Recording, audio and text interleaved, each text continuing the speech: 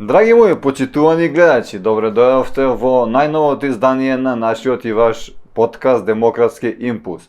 Имено оваа прилика ја користам нормално да ви честитам среќна нова година, да сте живи и здрави, во добро здравје.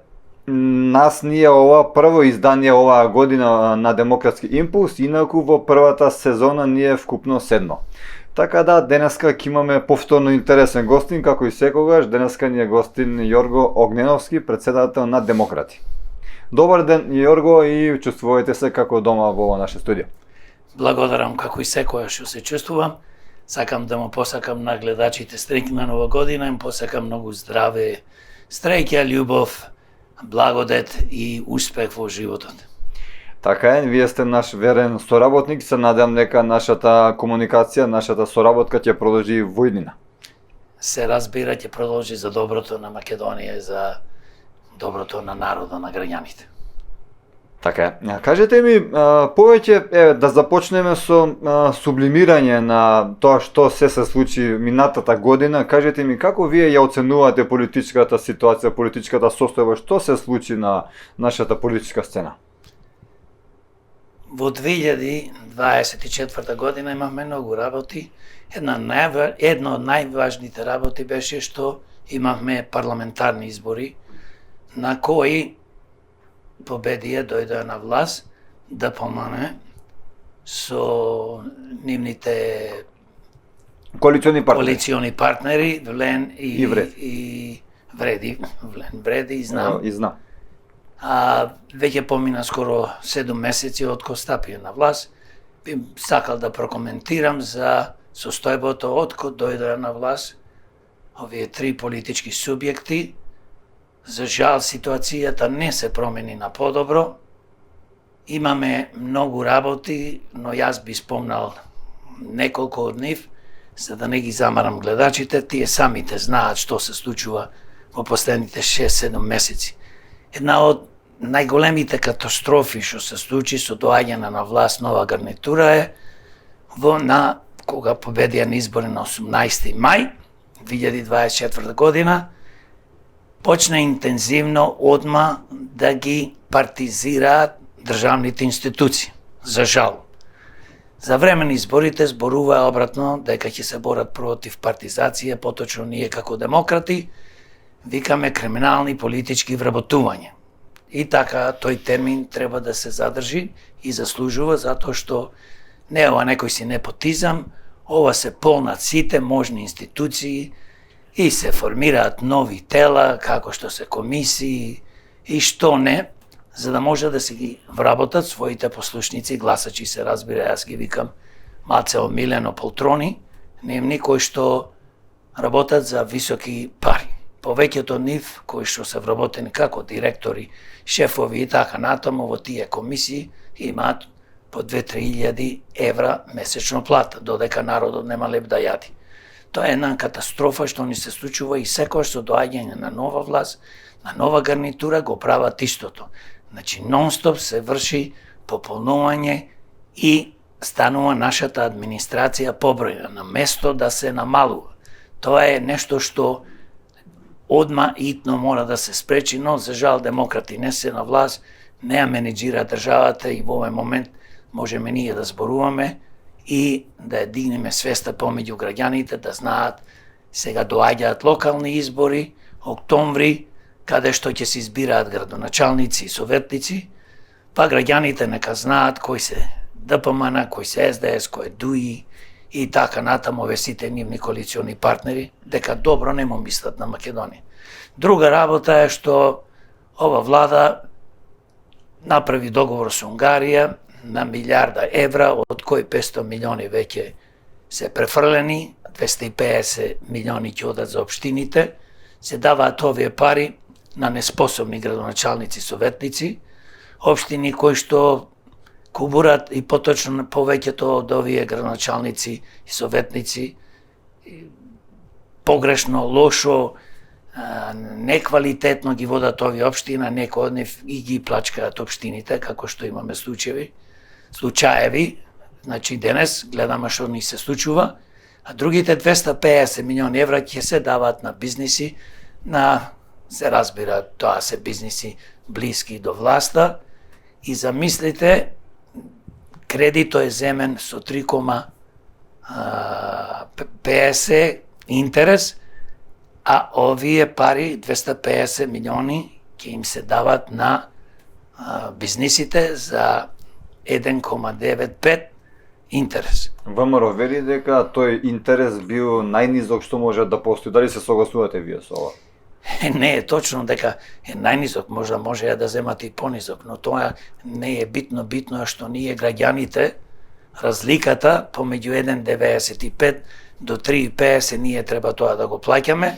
А зошто да го плаќаме кога може, наместо да се дава 250 милиони евра на општините, на тие неспособни градоначалници и советници, требаше, и се разбира, тука е една многу важен фактор да спомнаме, ова е на некој начин се врши пред овие локални избори, обризгување на пари во општините, каде што нивните блиски бизниси ќе ги добиваат тендерите, и ние знаеме како функционираат сите досегашни влади, се плачка на големо преку тендери, ќе си ги финансираат своите избори и така натаму. Ова јас како демократ, како председател на демократи, го викам подкуп на граѓаните, на гласачите за локалните избори. Друга многу важна работа е овие 500 милиони што се земени, и сега ќе земиме уште 500 милиони евра, кои тие 500 милиони евра ќе одат да се плаќаат кредитите, врските од претходната влада, а и се разбира не е само од претходната влада кој што владееше Дуи СДС 7 години, тоа е исто и ДПМН не владееше со Дуи пред 7 години, така да сите не задолжуваат и веќе 33 години постоиме како независна држава, ние постојано тониме во долгови. Ние како демократи велиме дека требаше овие сите пари што ќе се земат како кредит, ние да ги финансираме. Еден пример кажувам и секогаш го кажувам, за полесно да биде за граѓаните и гласачите и народот што слуша, да свата дека ако земиме кредит од милиарда, 2 или 3, ние треба тој кредит како држава, бидејќи народот еден ден ќе го враќа повеќето од кредито, да го финансираме во капитални проекти, градење на фирми, фабрики, производствени погони, како што се електрани за производство на електрична енергија. Пример, земам сега со Чебрен на Црна река. Ако ние тој проект го изградиме и е во собственост на државата, поточно на народот, на граѓаните, бидејќи ние го финансираме, самиот тој проект ќе се исплаќа. Тоа значи ќе произведуваме струја за помалце пари, поевтина струја, ние нормално ќе ја плаќаме таа струја како граѓани и автоматски ќе си исплаќаме. А вака што се случува? Ние на некој бизниси му даваме кредити поволни со неверојатно 1,95 интерес, и исто така 250 милиони ќе ги фрлиме во подкуп на гласачи и во општини каде што ќе се градат тротоарчина, патчина, канализација и по некоја градинка. Значи, ние секогаш, за жал, имаме влади во последните 33 години кои што и да не крадат, а крадат, и да не крадат, се неспособни да ја водат ова држава, и како што кажав, најважно, креираат преку овие тендери нивни тежок криминал. Затоа јас викам политичкиот криминал, а политички криминал доаѓа од властите, значи од функционерите. И тој политички криминал стимулира, поттикнува и поддржува стопански криминал, мито и корупција. Зборуваме да се уништи корупцијата. Како ќе ја уништиш корупцијата кога властите повеќето од функционерите се криминалци? Гледате што ни се случува со приказната со Соединетите американски држави, со црната листа. Не имаме веќе 2-3 повеќе години луѓе на црната листа. Ние на влада нема преземено мерки да кажи да, Америка ни дава податоци, ние да продолжиме со тие податоци и да земиме кривично, да отвориме предмети за овие сите што се на црната листа. Нема предмети отворено. Сега тргна веќе. Па сега Артан Грубиот ко замина, исто како Груевски во Гепек наводно, што замина така да тоа е еден договор помеѓу политичките партии како што е ДУИ, СДС, ДПМН, си го пуштија Артанче да си замини како што го пуштија и Груевски пред 5 години. Трагедија невидена и друга работа е покрај тоа што не вложуваат во капитални проекти и овие што ги зедоа кредитите и порано и сега, за да ние почиме стварно да градиме производствени погони, фабрики и така натаму, за да можеме да ги вработуваме нашите граѓани, поготово младите, да заработуваат добри плати, стандардот да ни се дигни. Ние со некои си измислени кредити кои што ги земаме за некапитални проекти, за да можат пола од нив најверојатно да ги пикнат од джеп владеачките партии. Со тоа успеваме и премногу сме успешни, поточно владеачките партии, да не ги бркат младите, повозрастни, стручни кадри од Македонија и да ни се уништува нашата држава, економијата, да не зборувам за здравството, да не зборувам за образованието, да не зборувам за инфраструктурата, колку години со децени се гради патот Кичево, Охрид, Битола, замислете 40 километри ќе го граделе за 4 години. Тоа е рамница, тоа е веќе на некој начин, таму има пат, само треба тоа да се прошири, да се реконструира и така да ние фактички да сме на една позиција, на место да вложуваме и ако треба и ќе земиме 10 и 20 билиони евра кредит, но тие кредити да се вложат во, како што кажав, во фирми, фабрики, во електрани за производство на електрична енергија, во патишта кои што ќе ни овозможат брз транспорт на стоки и на луѓе и ќе привлечиме странски капитал кој што би сакал да доаѓа овде, затоа што ако немаш се разбира патишта, ние од Битола, јас сум битолченец, ама живеам Скопје, Битола на релација, значи јас доаѓам од Битола до Прилеп 40-50 минути, на секој 15 метра патот е партал направен. Добро, дали може би е навреда кон македонскиот граѓанин, кон македонскиот гласач на крајот од денот еден автопат од 40 км да се прави 4 години? Видете, Ова дали е смешно или е трагично? Ова е трагично затоа што кажав еден пример, дали е тоа со Индија, Кина, Америка, не е битно каде, тие прават автопати по 50-100 километри со две ленти во еден правец, прават за 3 дена, 5 дена, 20 дена или 100 дена. Ние кај нас све е ова споро, бидејќи, видете, еден пример ќе дам со општините, Битола, Скопје и каде било. Градоначалниците почнале сега да градат улички, поточно да ги реконструираат, ќе скопат 50 метра, 100 метра, 200 метра улица на 10 места и цел град го направи хаос. Затоа што не знаат да менаџираат ни со општините, па ни со државата. Но да се вратам на суштината на нештото, во овие 7 месеци имаме катастрофално здравство кое што постојано пропаѓа. Имаме човек кој што беше во времето на ДУИ СДС министер за здравство.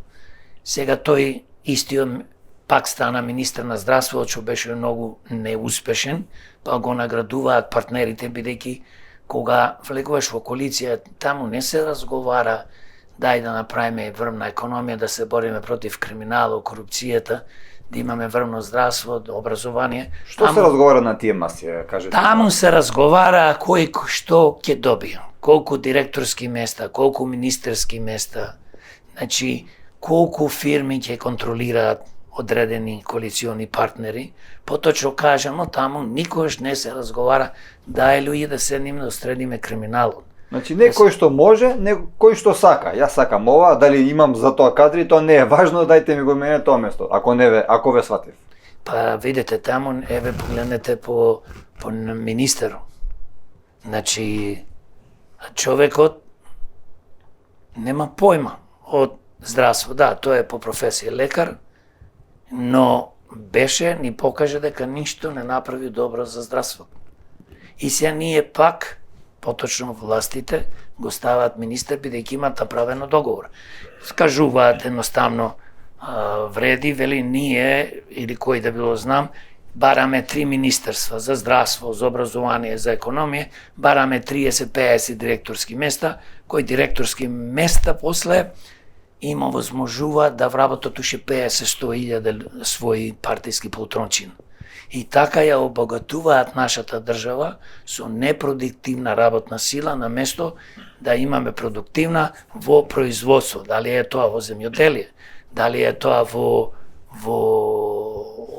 производство на струја или фабрики како што се производство, секојаш спомнувам, дечка храна, ќе произведуваме точаци, ќе произведуваме се и се што ни е потребно и што можеме ние, бидејќи ние сме земја кој што не располага со огромна сума на капитал и немаме огромна бројка на иноватори и научници. Кај нас имаме доктори на науки, за жал, и тоа се покажа дека повеќето од нив, можем слободно да кажам, ги имаат купено или добиено со пријателство дипломите, како што е премиерот Мицковски, кој што татко му го направи да биде асистент кај него, па полека да заврши магистарска, докторски и сега денес ни е премиер кој што се шета и за жал отвара секојдневно како неговиот претходник криминалец Груевски кој што избега и има азил. Значи И често пати од таму ни праќа писма. Да, ни праќа писма и не поздравува и сега и за ни честита нова година и нормално тоа е наводно жртва. Ако беше невин немаше да бега, се разбира, невин човек не бега, како и Артан Груби, и сакам само да кажам дека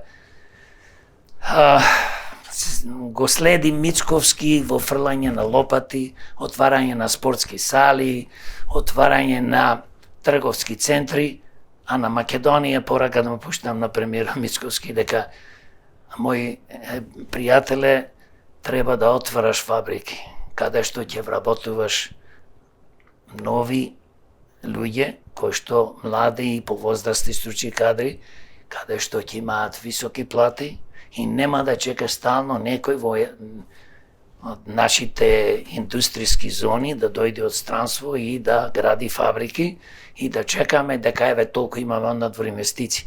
Ние не треба, тоа е добро дојдени се да дојдат, да инвестираат и така треба да биде, бидејќи Македонија треба да е отворена према Европа и према светот, но ние треба едно да сватиме, господине Мицковски, дека ако не почнеш да градиш фабрики, електроцентрали за производство на струја, ако не почнеш да ги вработуваш младите, да имаат високи плати, за 5-10 години, 15, Македонија ќе се распадне.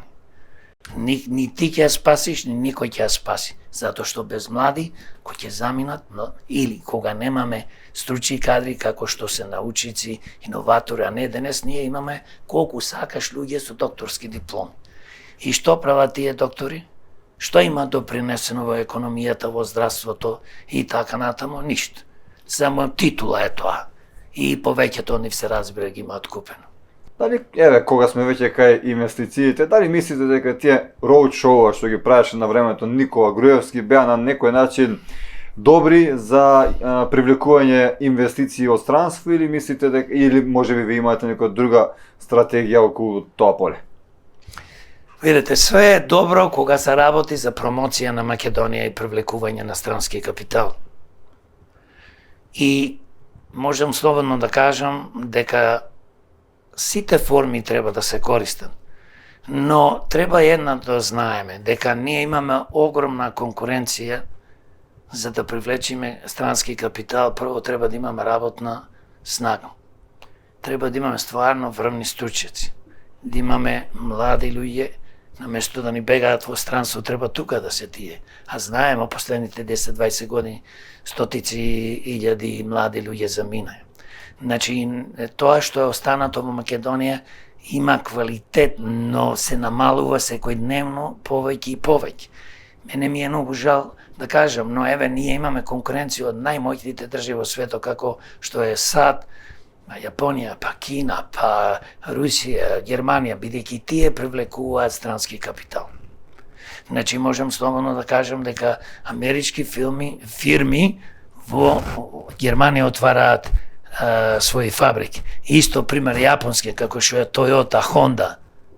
Значи исто и јужнокореските фирми за производство на коли. Значи тие отвараат фабрики во Соединетите Американски држави. Бидејќи таму има многу повеќе народ, поголема куповна моќ и нормално државите викаат што ние ви ги купуваме колите, тука ќе ги произведувате за да вработувате.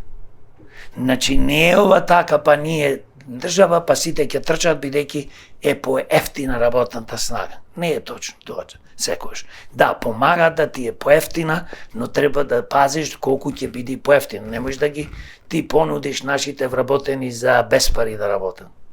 Тоа е страшна работа, затоа треба ние уште во средно училиште и да не зборам факултети, треба кога некој ќе излезе од средно училиште, факултет, тој треба, поготово стручни училишта, треба да биде спремен. Не можеш ти да завршиш медицина после 5 години и да ти треба уште 40 години пракса.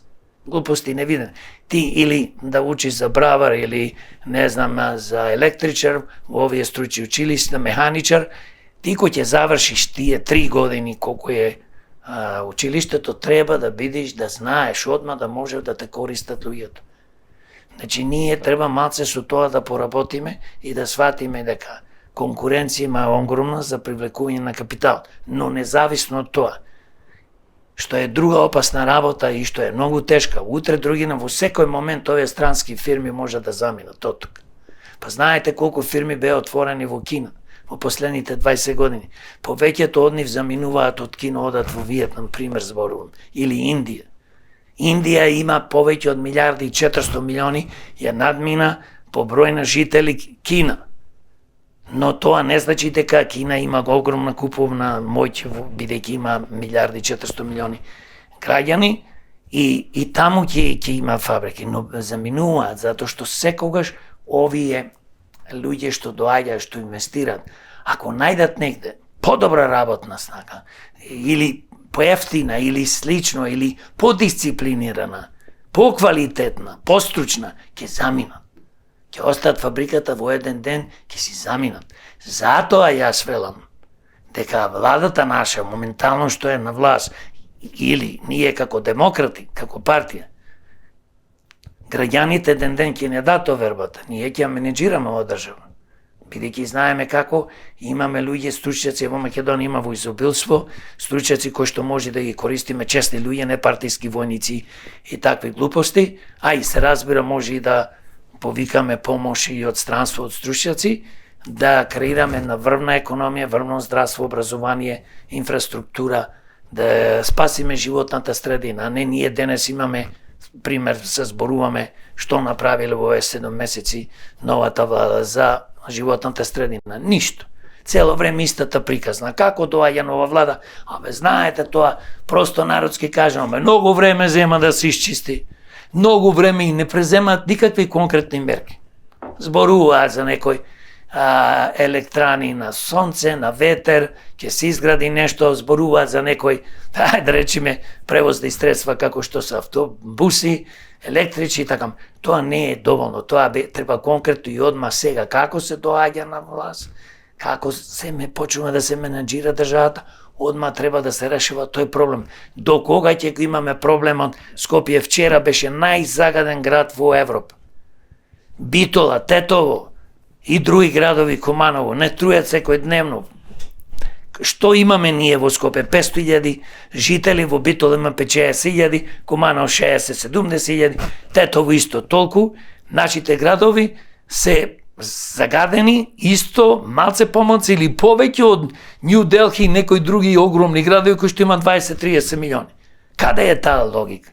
Значи, на ниедно поле 7 месеци немаат конкретни мерки зборуваме сега за животната средина. Немаат конкретни мерки за економијата, немаат конкретни мерки како да подобрат здравството, бидејќи нормално си донесува неспособен министер за здравство. Исто така во здравството, во образованието немаат конкретни мерки. Што е тоа образование? Да не можеш да се справиш со продавање на дипломи, да отвориш како што на времето на Груевски, кај што му текна, отвори факултети. Значи, зошто? Па таму, знаеш, да не трошат сите во Скопје. Не е поентата, треба да отвориш доволно факултети колку ти се потребни, а не да отвориш 100 факултети, а ти се потребни 5 или 10. И треба да водиш политика, колку ова година ќе ти заврша за лекари, колку економисти, колку инженери, колку медицински сестри, како така, само ајде пушти ги луѓето, нека трошат пари и после нема работа. И после ќе ги лажиш со книжки, дојдете во партијата, гласајте за нас, носете луѓе за да победим на избори, не се секирајте, ќе вработиме сите. Измама невидена, манипулација невидена. Така не се гради држава. Токму и во таа насока ми е на моето следно прашање. Нормално е на крајот од денот нашиот разговор да се заснува на политика, заради тоа што вие сте председател на политичка партија, сакаме и народот сака да ги слушне вашите ставови. Повеќе од 6 месеци ВМРО ДПМН со коалицијата се на власт. Што направи или што не направија според вас? Дали мислите дека има некаков напредок? Спомнавме за здравство и за други гранки или нема? Дали сме полоши од што бевме или сме некој статус кво? Па јас кажав, ние сме полоши од пред 7 месеци, бидејќи тониме. Ова ни се случува 33 години, ние само тониме. Зошто? Еве конкретниот случај. Земаме кредити, владата зема кредити, наместо да ги инвестира, да почне да гради фирми, фабрики, производствени погони, како што спомнав, електрани за производство на електрична енергија, тие тоа не го прават, тие му даваат пари, значи на општините да потрошат 250 милиони, да си купат изборите, просто кажано, и да повеќето бидејќи нивни се градоначалници да кажат, еве гледаш нешто се работи. Од друга страна 250 милиони одат пари за бизнисите со некои неверојатно поволни кредити. Значи ние земаме кредити државата на бизнисите да му дава. Па самите бизниси треба да си земат кредити од банките. Што има ние државата да му дава кредити? Ова го нема нигде на светот, луѓе. Друга работа, зборуваме за каде се трошат тие пари. Па се трошат, како што кажа, во погрешно, но што е многу побитно. Значи ние немаме напредок во економијата, немаме во образование, немаме во здравството, немаме напредок во чистење на животната средина. Кога кажав, Скопје, Битола и другите градови се едни од најзагадените градови во Европа и во светот. И цела таа приказна и се врти цело време. Ова што го правате, фактички, кој што кажав на почетокот, да си вработат своји полтрони гласачи, да ги окупираат, партизираат установите и ние денес имаме можда и 200.000 вработено во јавната администрација, а народ остана во Македонија 1.500.000 жители. На кога сме кај ѓубрето? Еве, спомнавте за животната средина. Ајде, сваќам нешто ама кај ѓубрето толку ли сме неспособни ѓубрето да си го фрлиме, да барем да го исчистиме ѓубрето од контейнерите? Па јас имам една изрека. Погледни каква влада имаш, погледни какво на државно ниво, на централно ниво и погледни какви градоначалници, советници имаш на локално. Кога тие не може да се справат со ѓубрето, не може да се справат со дупките, да ги закрпат улиците, што е толку тешко? Тротоарите, не е тоа воопшто тешко. Тоа се прави многу едноставно. Тоа само треба човек да сака да работи, да се организира. Ако не знаеш како, прашај некој.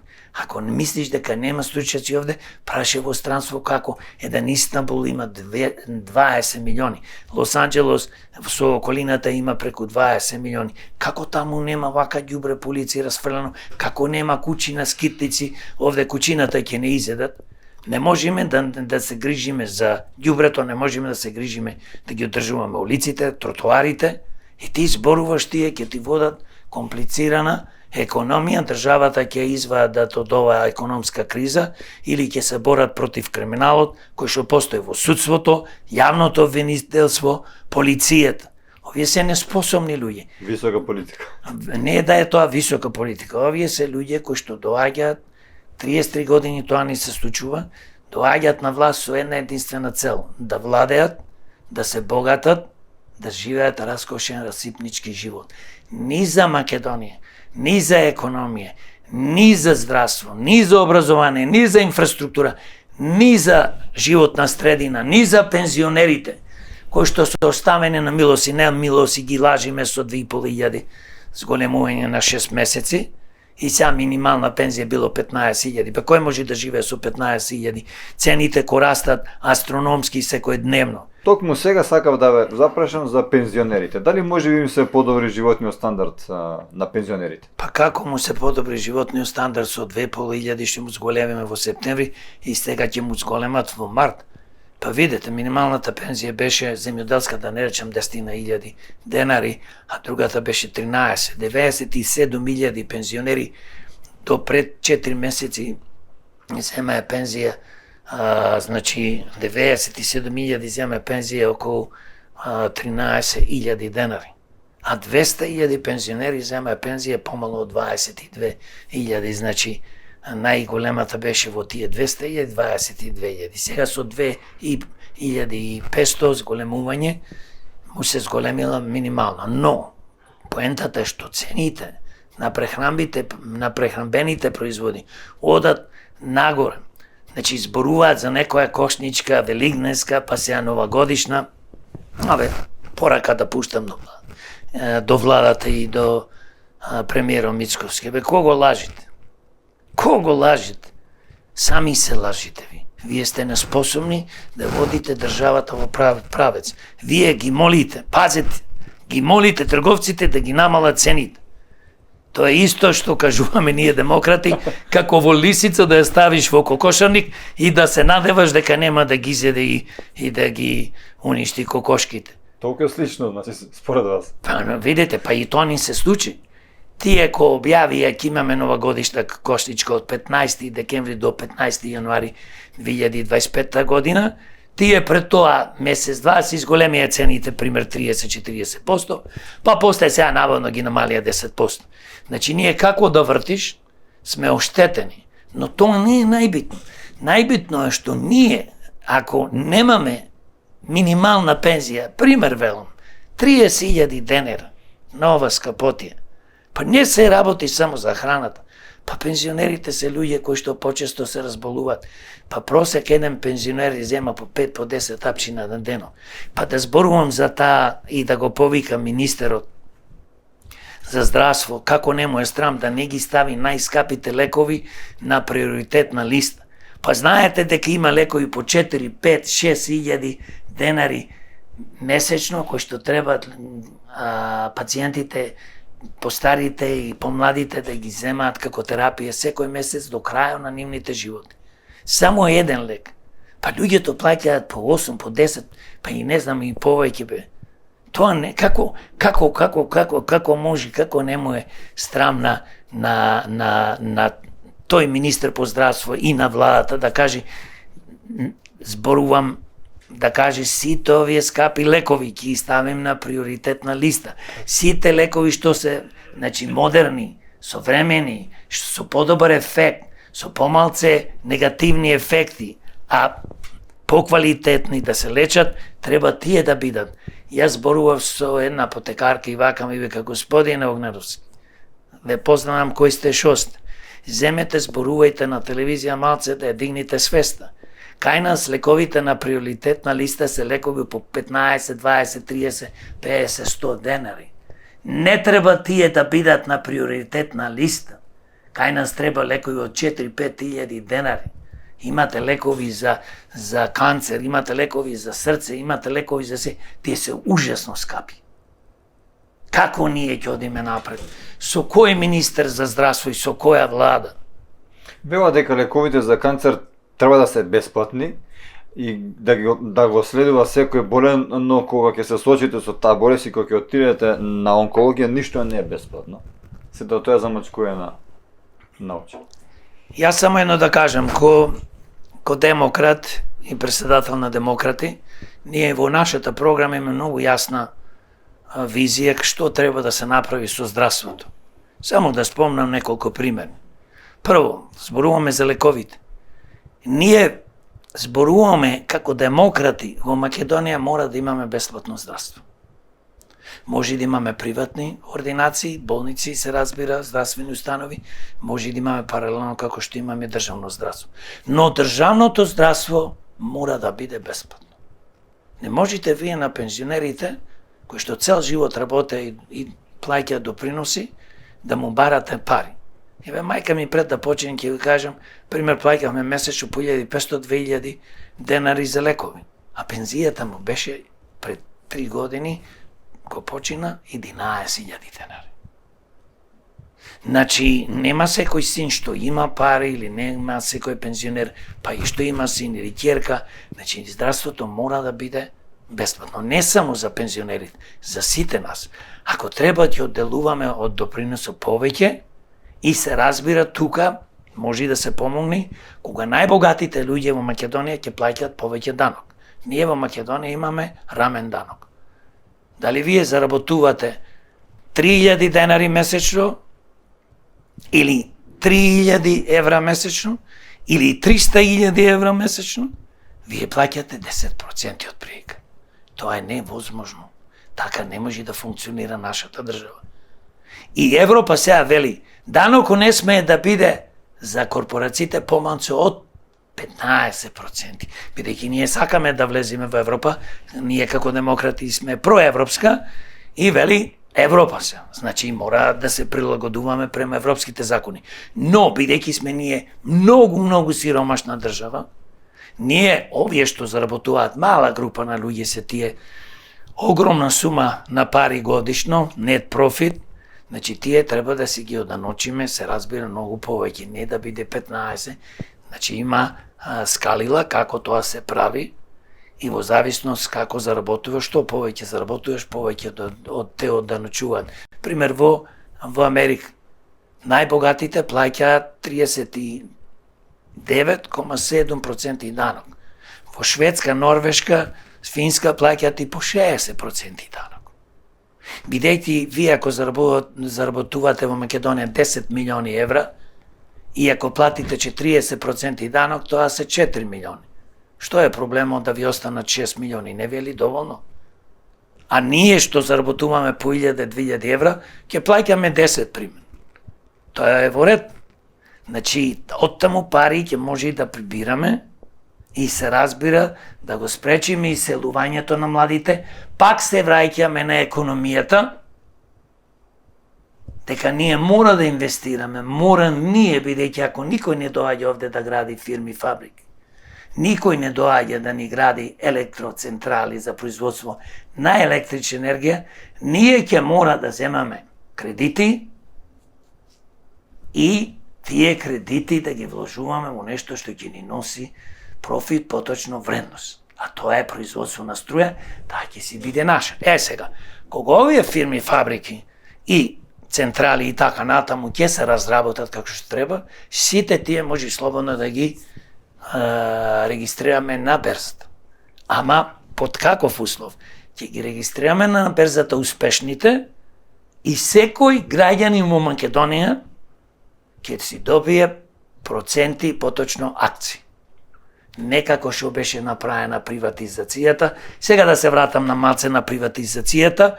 Ние повикуваме веќе 6 години да се направи ревизија на стекнатото богатство на политичарите, функционерите од 1991 година. Независно дали починале или не, тоа богатство отишло кај нивните деца, внуци и така натаму. Дали е возможно тоа? Возможно е ако демократи дојдат да ја менаџираат државата. И ако овај народ нас ни даде поддршка. Сигурно е возможно, ако имаме доволно пратеници. Ако и истите тие некои други партии што не гледам дека има, но во иднина, ако се креират, заеднички да направиме, за да имаме доволно пратеници и да промениме и устав, и да промениме и закони све е возможно. Зошто?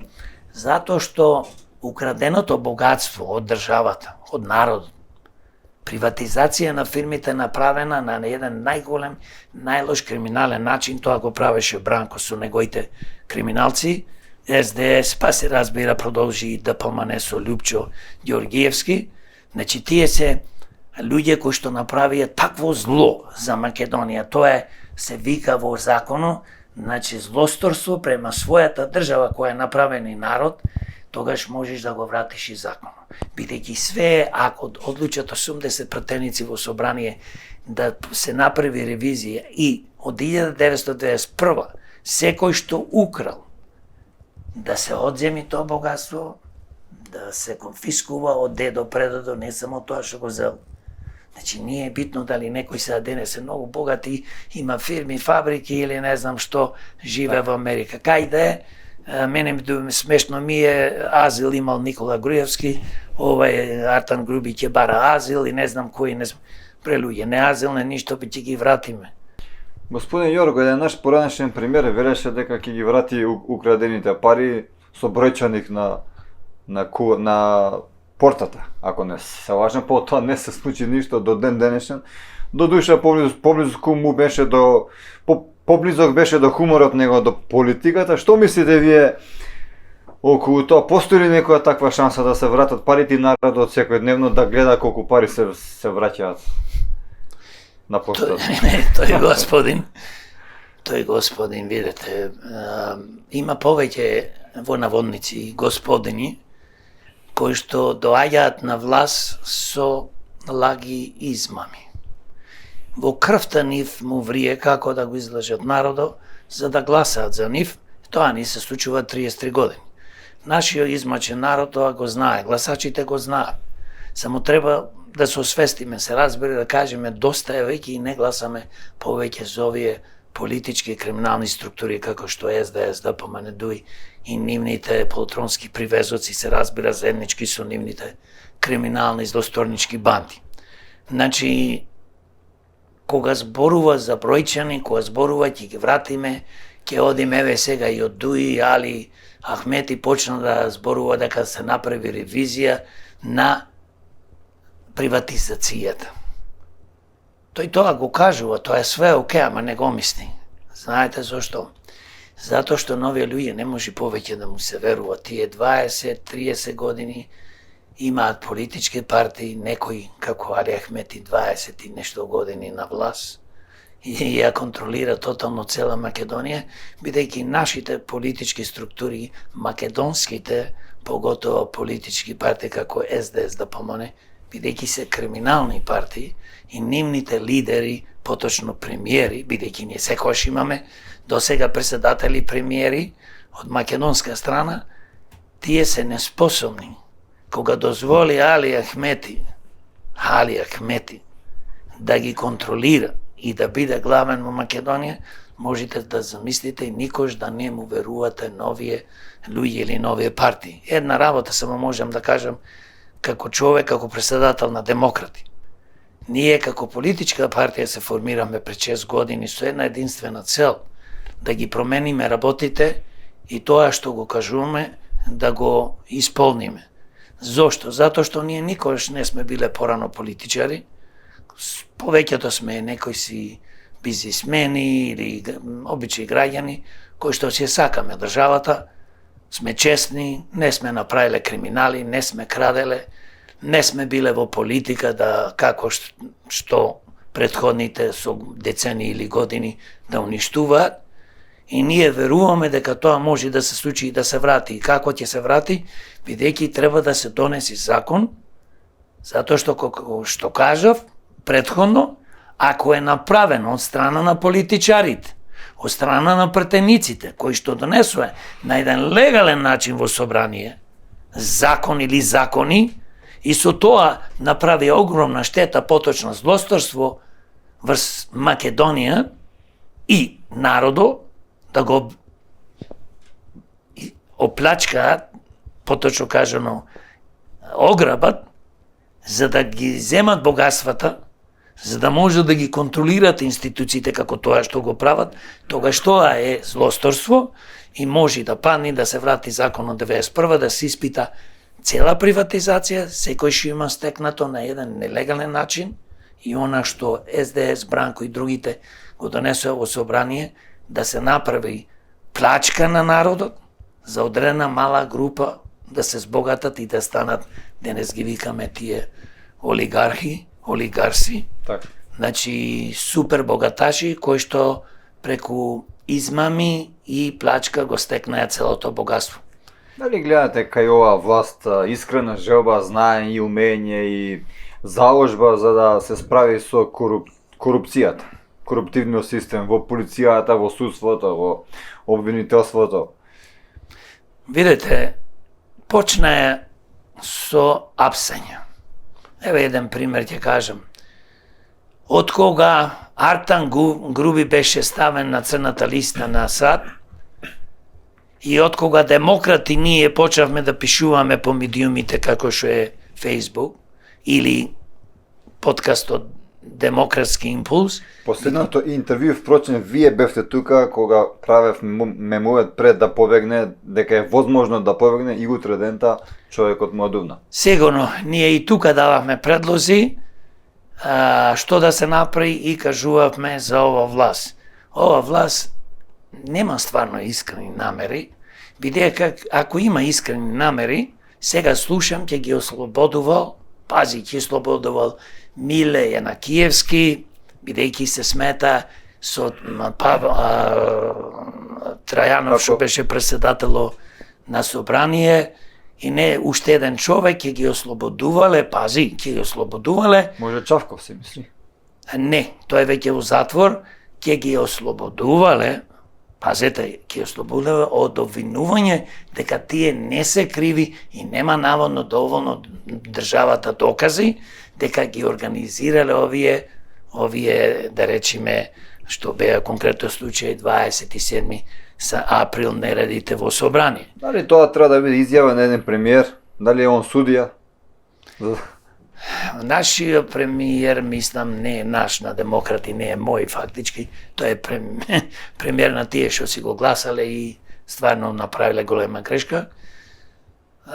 Премиерот Мицковски, тој зборува дека се бори против корупцијата, криминалот и еве конкретниот случај ќе зборам за Васко Ковачевски од Битола, Рек Битола, дека 23 украле 6,5 милиони евро. Тоа е приказна за мали деца, бидејќи тоа е добро што се тој брка и за 2 милиони и за 500.000 евра треба да се бркат и за помалце луѓето, но тие поточно владата треба да се фокусира на криминалците. Значи тие, замислете, ги све ќе направат за да ги заштитат нивните криминалци од партијата. Ако тие стварно мислат да се борат против корупција, криминал, зошто тогаш не се борат и против нивните луѓе од партијата? Зошто не се борат? Туку сега нормално се одат против други како што се Дуи Артан Груби, пазете, беше ставен на црната листа и се разбира за мене не е доволно од нивна страна и не верувам дека до крај тие ќе се изборат, бидејќи тие си направи еден договор да си замени Артан Груби. Како што си замина Груевски и договорот беше помеѓу СДС и Дуи. Во Ѓепек наводно. Едниот во Ѓепек, другиот пешки, трчав. Другиот пешки, значи кога ти му дозволуваш на Артан Груби да ти замени, како може да ти замени, кога веќе ти воде некоја постапка и тоа исто беше со Груевски, значи имаш ти милиција, специјални единици кои што тебе ќе ти дозволат да се доближиш до границата. Значи тоа е затоа не верувам во овие нивни намери, покрај тоа што го убедуваат народот, премиерот Мицковски и владата ова дека се бори наводно против корупција и криминал, но не се бори доволно. Зар требаше демократи да повикат пред 2-3 недели од кои излезе Артан и пред тоа повикувавме да се гонат, да се испитат сите луѓе што се на црната листа, тука луѓе на црната листа се Камчев, мајка му, па Мијалков, па Стефче Јакимовски и кој уште некој не, зошто тие не се гонат? Тука си се шетат слободно, кои се градоначалници, кои се големи звезди по медиуми како што се овие национални телевизии, некои подкасти. Замислете, луѓе на црната листа, луѓе кои што се осумничени, имаат некои процеси во судовите, тие се звезди. Може би пак има некој процес што не го знаеме заради тоа што од лошото искуство дека им побегна Артан и се викаат пово да си молчиме, па на крај зашто ако ги гонат јавно може па да му одувнат и тие. Знаеш зошто се плашат и дали Артан, дали друг, доста знаате за нив и некогаш тие соработуваат во криминал. И сега, дојде Америка, го става Артан Груби на листата, овие не може тоа да го скријат, бико ќе излегува јавно, па размислуваат добро ти за и замини, негде не е битно каде, Груевски ти замини, бидејќи тие, веруваме како што кажа, соработуваат заеднички во криминалот. Затоа демократи се борат и во нашата програма имаме многу јасна програма да се уништи политичкиот криминал како најмоćна форма на криминал кој што стимулира, потикнува, поддржува стопански криминал, мито и корупција, да се уништи корупцијата нормално и да се земи, што е најважно во оваа држава, да завладее правото. Вие ако денес одите по судовите и да сте прав, ќе ве најдат крив. Денес многу суди се подкупливи за пари. Ако имаш многу пари, во конкретен случај како Мијалков и други, и Камчев и тие имат многу пари. И конкретен случај ова што беше со Артан, дека и со судијата албански кои што работеа да не биде Мијалков процесиран и осуден. Значи, ние знаеме дека за ова да го направиш треба прво пред се да си чесен. За да бидеш политичар, современ политичар, за да спасиш Македонија и овој народ и да креираш благотет од економија до се и се што во Македонија да излечиш од ова криза, треба да си пред се чесен, паметен, треба да си интелигентен и да имаш професија, да си професионалец во тоа што го работиш. А не кај нас, за жал, професијата политика ја сватија како нешто ако си градоначалник, ако си советник, ако си министер, премиер, овие се твои 5 минути шанса, тие 4 години, 8 години, колку ќе бидеш, удри, кради и плачкај. Не може и така. И благодарение на Америка, и се заблагодарувам на Соединетите Американски држави, и на State Department, но и на амбасадорката, што дознаваат, ги откриваат овие лопови, да ги кажам, кои што еден ден, кога демократи ќе менаџираат со оваа држава, ќе ги позатворат сите, но што е уште поважно, парите ќе се одземат уште од 1991 година. Ќе се конфискува, ќе се врати кај народот и еднаш за секојаш овој народ, поготово политичарите, да знаат дека ако имаш честни политичари, тогаш државата ќе оди напред и ќе можеш да креираш функционална и правна држава. Господин Јорго, политички подкаст па со самото тоа ми дозволува и да поставам по некој неформално прашање. Би сакал да ве запрашам дали верувате во пророштво во политиката, заради тоа што имаме политичар на македонската сцена што пред година дена изјави дека Артан Груби ќе биде процесиран, дека ја спомна Америка и он излезе на црната листа. Се работи за Петар Богоевски и он изјави пред една година дека кога ние ќе дојдеме на власт ќе бидеш процесиран. И еве го денеска побегна. Дали мислите дека ова е некој пророштво или дека можеби човекот има некакви информации? Видите, не се работи за пророштво. Некој за некого што ќе кажи, можда ќе погоди, можда мисли кога ние ќе дојдеме на власт, бидејќи се нивни противници, политички противници, тогаш ќе те затвориме. Ни Петар, ни никој не може да го затвори Артан Груби ако не излезеше Америка со црната листа. Бидејќи, за жал, Али Ахмети го креираше Артан Груби, а јас кажав на еден од подкастите дека Али Ахмети направи огромна грешка што човек како Артан Груби го форсираше да стане еден од најважните политичари и да ја води државата во пропаст.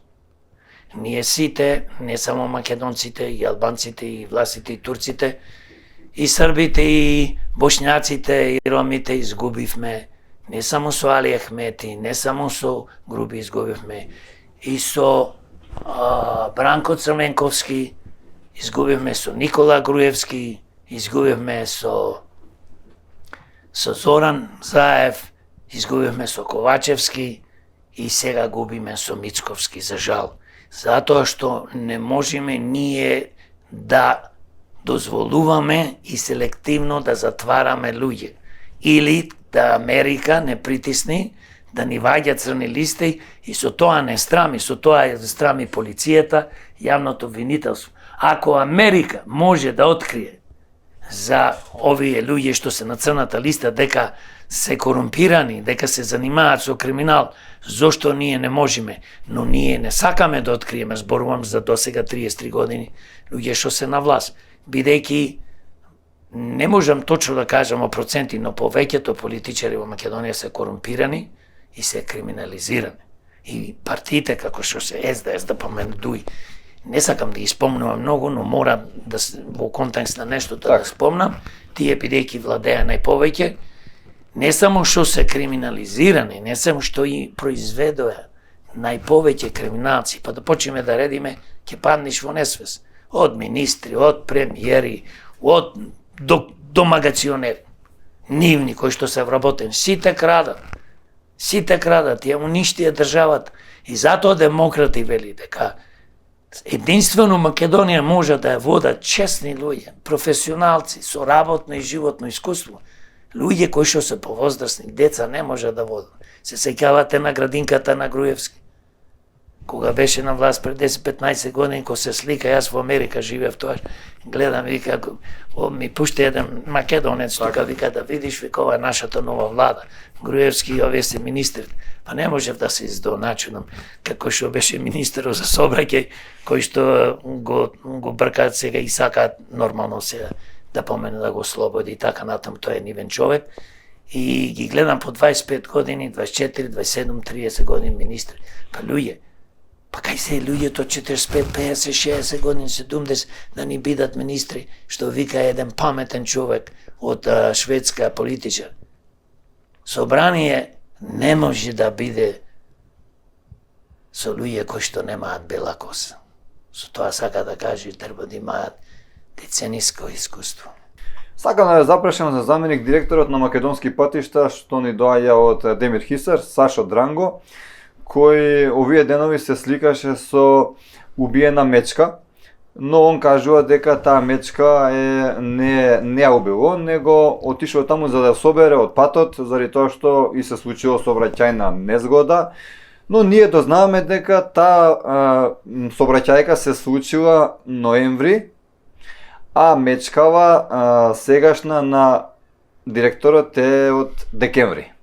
Така да и плюс тоа мече, тоа било мече во сообраќајката, а ова мечка што е на сликата е мечка. Значи има некоја си разлика, не е баш така.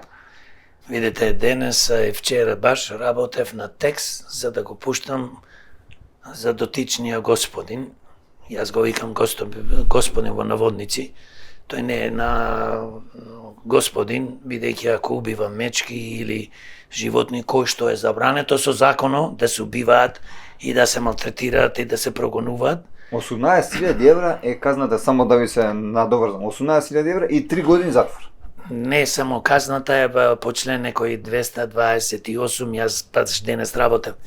На тој текст е од 1 до 5 години, Но што е уште поважно, е нечовечки кога се кажува дека мечката е заштитена. Тоа е исто како кучината да ги тепаш по улица. Ти треба да водиш грижа за кучината, да ги вдомиш негде. Значи, ако си неспособен градоначалник или си неспособна влада, тогаш ќе оставиш кучината да трчат, па ќе касат луѓе, па ние ќе тепаме. Така не може. Значи, човекот е убиец на мечка, најверојатно, тоа органите нека се запрашат. Мојот текст е многу едноставен, бараме од МВР и од јавното обвинителство одма подхитно да поведе постапка, да испита случајот и кривично да поднеси за него, бидејќи тоа е исто дел од ДПМН и мислам дека во Демир Хисар не сум сигурен точно за него дали е председател на огранок и така натаму, но независно е член и активист на ДПМН. Сега, баш ние тоа го спомнуваме и само можам да кажам дека ние да сме на позиција тоа да го правиме, до сега ќе испитавме, ќе дознаевме точно што беше вистината, а мислам према она што зборуваме дека е отепал мечката, бидејќи е горд со пушката, тоа е мечка кој што е огромна мечка и жалосно да гледаш и трофеј му е. Тоа треба да си нечовек да го направиш. Се слика со пушка, вериш дека тоа сообраќајна незгода? Сигурно. И треба, како што реков, да си нечовек. Значи, за тоа треба да биде поднесено, значи, престапка, да се испита и да се казни према законот. И затоа, еве еден пример, ќе кажам за во Америка, оти живеев таму доста време, таму ако го малтретираш, го тепаш куче, ќе си лежиш 1-2 години во затвор. Значи, не можеш и да е твое или пулиц, ние мора да се бидеме хумани. Ако човек кој што не е хуман према животните, тој човек не е човек. И затоа треба да биде казнет. И мислам не вреди повеќе да разговараме за него. Бојан Христовски доби сертификат за тајните на НАТО како стана директор. Но сертификат за државни тајни медиумите велат нема, премиерот вели има, тоа некако виси во воздух. Што мислите вие околу?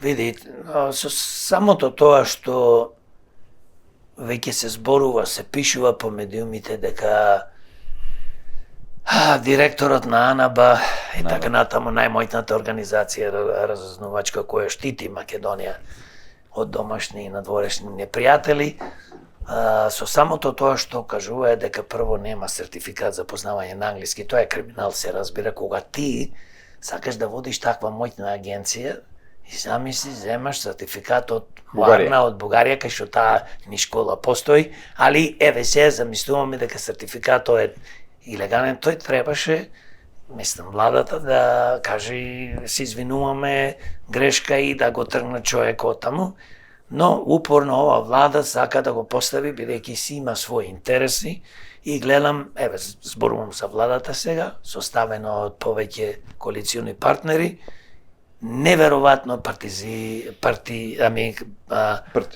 партизираат полицијата, па и суството сака да го истуркаат и јавното обвинителство, за да биде некој, ајде да кажам, режим, кој што утре други ден се ќе му помине и знаете како, кога ќе дојдеш на власт, си нечесен, а во конкретен случај ова власт не е честна, затоа што тука имаш некој си знам, кој што е еден обичен отпушок, еден дел од СДС, цел живот тие луѓе кои што се сега во знам од председателот Максим, па завршувајќи до пратениците повеќето и главните што му се тие биле цел живот, како Весна Бендеска 2 пати беше во собрание. Во комисијата. Не само тоа, беше 2 пати пратеник. Да. Ова му е трет пат. И сега се повлека од таму, повлека 20-30% од членови и гласа за нив, добија тие 6 пратеници, но тоа што викам тие со луѓе кои што цел живот правеа штета на Македонија. СДС, знаеме сите добро со нивните дела, а тука Максим председател Димитриевски вриштеше по медиумите, вриштеше по говори кога се менуваше името. никогаш не рече ова е лошо да се направи. Сега изигрува најголем македонски патриот со ние како демократи имаме право да мислиме дека е така, со наместено интервју во Бугарија, го прават херој, немал тој да ги бриши шахтите, нема да дозволи ова, но само да се наметни, а народот брзо заборава за жал. И денес имаме човек кој што ја води Македонија и владата е составена, знаете од кого? СДС, ДПМН и ДУИ. Меджити од ДУИ, главен беше подпредседател, Начаер беше градначалник, Колеја Бесеја крадеја, пустошеја со сега е тој спасител на Македонија. Да не зборуваме за другите иредентисти, националисти како Касами, Беса, кој што е дел од коалицијата навреди. Значи, тука ми имаме од пушоци од СДС, кои што цело време правеа пустош, ништо добро не направија за Македонија. Тоа се знам. Одиме на Влен, тоа се фактички ДУИ, кои што се повлекоја со цепија и овие се како волци во само си променија јагнешка кожа или дресо што викаме со една единствена причина за да го изманипулираат народот. Еве сме ние нови партии, нови кои, вие сте стари луѓе. Само ново е името. Да, името е ново, а вие носите, имате големи злодела, бе, мои пријатели, направено за Македонија со факти. Не само промена на името, тие поддржуваа уништување на Македонија. Весна беше главна на Бранко. Весна беше главна до одредено време, додека не се случи овие некои работи, па почна да се договараат и да формираат партија. Господин Јорго, ова теза што спомнавте за наместеното интервју на Максим во Бугарија, сум ја слушнал и од други луѓе. Дали, на кој начин тоа иде? Дали имате некои информации? Дали можеби се плаќа тоа нешто или како иде тоа? Ево видите, по народот се зборува дека тоа било наместено за да го прикаже од Максим Димитриевски голем патриот. Бидејќи тамо тој е застапува брани македонштината, а до вчера го продаваш името и заедно со СДС како криминална партија учествува во 300 глупости. И тој беше едно од тие главни во СДС, па преку СДС стана градначалник, па вториот пат стана со помош на ДПМН, градоначалник. Таа е една валкана игра која што се игра позади. Сето тоа го знаеме. Како тоа се случува? На повеќе начини. Може, бидејќи има познаници во Бугарија тој, смислија дај да ми го дигните рейтинго, па да дојдам на тоа интервју во Софија, па да кажам нешто добро, да звучи тоа бу, јас ја бранам Македонија и македонштината, а до вчера го продавав името. Дали од тој интервју можеби Бугарија загуби на некој начин, или сето тоа било наменски? Не, Бугарија не губи, бидејќи Бугарија е нешто друго. Бугарија воопшто не губи, туку тогаш добие на популарност Максим. И мислам дека треба да видиме, ако веќе зборуваме за Максим, да размислиме кој е Максим, дај да видиме неговата биографија, што правил последните 20 години, кај бил, што бил, со кој работел, што поддржувал, зошто се залагал. Значи, човекот е еден тежок манипулатор, политички манипулатор, како и сите други. Само да се дојде на власт. Ни еднаш, ни тој, ни Мицковски, ни овие другите од Влен не каже дај да спречиме криминалните политички вработувања. Дај повеќе да не може да се вработуваат преку партии, да се партизира судството, да се партизира јавното обвинителство, државните институции. Па тие ги имаат окупирано. Па знаете, се работи сега наводно буџетот 6,5 милиарди евра. 6,5 милиардите со огромна пара, треба тука да се земи некој дина, треба да се вработат своите гласачи. Треба утре други ден да имаме гласачка машина. А за Македонија што пропаѓа, многу му е гајле. Значи ние годишно ќе вложуваме за тие партиски полтрони милиарда евра за плати, за придонеси, наместо тие милиарда евра да одат за изградба на фирми, фабрики и производствени погони, електроцентрали за производство на струја, наше тоа да биде, Фактички, едноставно кажано, се тешки манипулатори и се занимаваат со 300 видови на криминал. Затоа демократи кои ќе дојдат во ситуација да менаџираат со оваа држава, ќе докажат и покажат ова што го зборувам. Значи во народот се шири и тоа е секој има право да верува или да не верува во тоа. Но само едно знам, дека овие партии се опасни и се штетни за Македонија и за граѓаните. Утреден кога би имале некаква позиција, некаква можност за да се справите со криминалот и со корупцијата, кои се вашите чекори, што би направиле околу ова поле? Па видете, прво што е најважно почуваме од 91-а, да се види цела таа приватизација. Како почна, што почна, кој што, како зеде, на каков начин. Сите луѓе во Македонија што крадеа, треба да им се одземи украденото. И некои кривично да бидат прогонувани. Сите луѓе во Македонија што заработиле со честна, поштена работа, има и такви луѓе, има и такви бизнисмени, има и такви граѓани. Тие треба да се наградуваат, поддржуваат, стимулираат. Значи, како држава можеш да имаш политика секаква, значи да стимулираш на секаков можен начин. Да ги потикнуваш и кога, просто кажано, не е само доволно да кажеш браво, ти си успешен бизнисмен, имаш толку вработено. Значи, ќе водиш политика каде што тогаш за такви луѓе, за честни бизнисмени, за честни граѓани, тогаш ќе организираш, ќе направиш све да привлечиш и капитал и се, и за да се бориш и со банките, и со кој било, за да добиваат долгорочни ефтини кредити, а се разбира и некои од нив и грантови. И граѓани кои што имаат, например, зборуваме добри, одлични идеи, патенти, научници, иноватори, нив ќе ги стимулираш, ќе ги финансираш. И затоа ние како демократи во нашата програма имаме секоја година 100 милиони евра да се троши за наука и иновации, да се троши пари за вистински научници, не професори, не доктори на наука, по нив не знам колку купени со дипломи. Сите се денеска. Нека одат тие кај сакаат и нека предаваат што сакат. Нас ни треба научници и иноватори, кои што нивните патенти, нивните научни, не е она теорија, филозофија, не знам дали е политички науки, дали е економски или не знам што. Нас ни треба луѓе што ќе измислуваат работи. Нас ни треба да имаме фабрики, нас ни треба да некој во Македонија да измисли лек за канцер.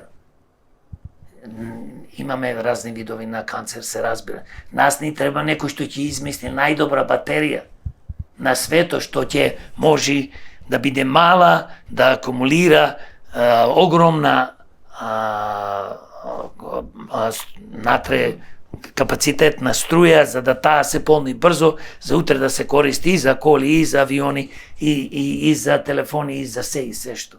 Нас не треба научни достигување и тоа може да постигнеш ако државата секоја година одделува по 100 милиони евра, сите најквалитетни научници и иноватори ги смести во таа наука, што викам за наука и иновации, ги плаќа дебело и му дозволува од секој патент што ќе измисли да добие одреден процент да го стимулира.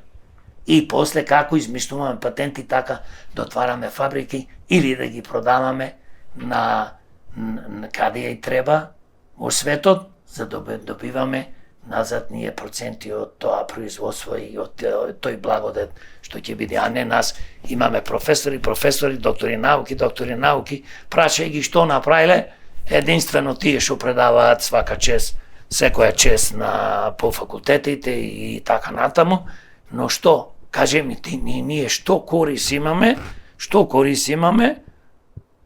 во свето влеговме во Гинисова книга на рекорди, према бројот на жители имаме најповеќе доктори на науки.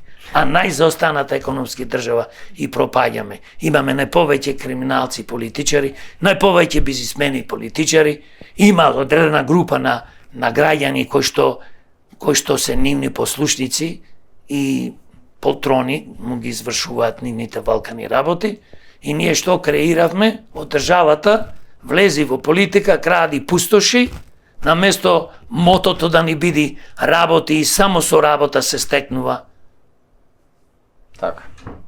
напредок. Спомнавте научник, не знам дали знаете, во Македонија пред некоја година се појави, ако мислам дека на вести, еден човек кој создал како да се вози автомобил на вода во Македонија тука, но потоа трагот му се губи, не знаеме што се случува со таа негова иновација. Кажете ми, од вашето последно гостување кај нас, дали некои работи се променија на подобро, можеби? Работи воопшто не се променети на подобро, бидејќи погрешни луѓе водат државата и како, за жал, јас не сакам тоа да го кажувам, но мора да ја кажам вистината, како времето поминува, ние како граѓани на оваа држава, ќе сватиме дека, за жал, кои од овие луѓе гласале за оваа гарнитура, дека направиле капитална грешка. И второ, пак ќе кажам дека најмоćна елита во една држава се политичарите, а не треба така да биде. Не треба политичарите да бидат најмоćна елита, да контролираат све живо и диво. Политичарите треба да бидат луѓе кои што ќе носат закони, кои што едноставно ќе носат закони за доброто на државата Македонија, кои ќе носат закони за бизнисите, ќе бидат позитивни, а не тие си носат закони, конкретно, например, закон што беше во 2024 година, кривичниот законник. Од 10 до 1 година, од 1 до 10 години беше за злосторничко здружување, си направи од 1 до 3 за старија сите нивни дела, со тоа парите што милиарди што ги искрадија, си ги чуваат и затоа верувам дека во една држава, ако не дојдат да ја менаџираат честни луѓе,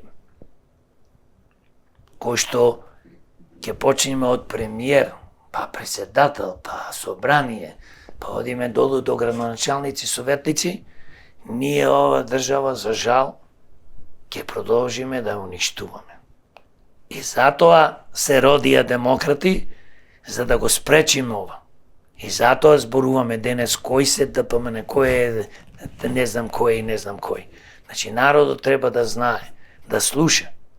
И благодарение на Демократски импулс подкасто, благодарение што ни давате шанса ние да можеме да зборуваме и да се слушни нашиот глас, бидејќи за жал демократи во 2024 и 5-6 години пред тоа сме блокирани тотално од телевизиите, кој да не постоиме. А по овие национални телевизии, локални или не знам некои си портали и подкасти, се тоа луѓе кои што ние уништувале Македонија, све се некои аналитичари кои што 20-30 години цело време лупаат иста глупост и ништо не се има променето. Напротив, тие се луѓе кои што помогнаа да се уништи. Конкретниот случај имаме еве политичари кои што учествува и во грабеж и во уништување Македонија и тие пополнуваат емисиите на Канал 5 или Сител или некои други телевизии. Страмот. Господине Јорго, многу ви благодарам за вашето гостување и се надевам нормално дека повторно ќе ни дојдете да ни гостувате. Заради тоа што има уште многу теми. Благодарам за поканата и драго ми беше што разговаравме за проблемите и за решенијата за нашата убава Македонија, како да ја направиме функционална држава и правна. А на вас, драги мои, нормално дека сакам да ви сугерирам да се претплатите на нашиот канал, да стиснете лајк и да го споделите ова видео доколку ви се допадне и за да допре до што повеќе луѓе.